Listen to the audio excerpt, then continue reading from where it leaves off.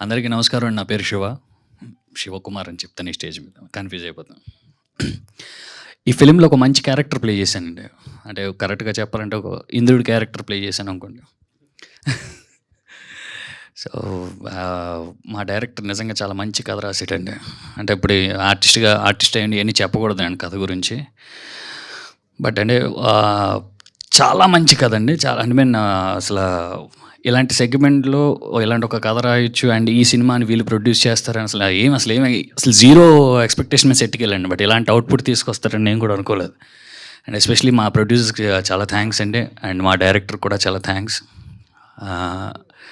ఈ సినిమా గురించి చెప్పినప్పుడు అందరూ బయట అడిగేవారు ఎవరు హీరో అని. నేను కూడా కామన్‌గా చెప్పాను రాజ్ కందుకూరి వాళ్ళ అబ్బాయి అని. ఈ సినిమాతో ఆ లెక్క మారుతుందండి. Thank you.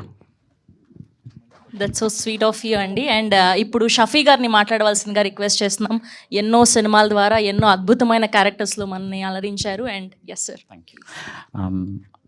పాత్రికేయ మిత్రులకు, విచ్చేసిన అతిథులకు, వేదికను అలంకరించిన పెద్దలకు, భూతద్దం భాస్కర్ నారాయణ రిలీజ్ కాబోతున్న సందర్భంగా అందరూ రకరకాలుగా చిత్రం గురించి మాట్లాడడం జరిగింది.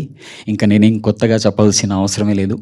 ఈ చిత్రం మంచి విజయాన్ని సాధించాలనేసి డైరెక్టర్కి, టెక్నీషియన్స్కి, యాక్టర్స్కి అందరికీ మంచి పేరు రావాలనేసి మనస్ఫూర్తిగా కోరుకుంటున్నాను. Thank you so much.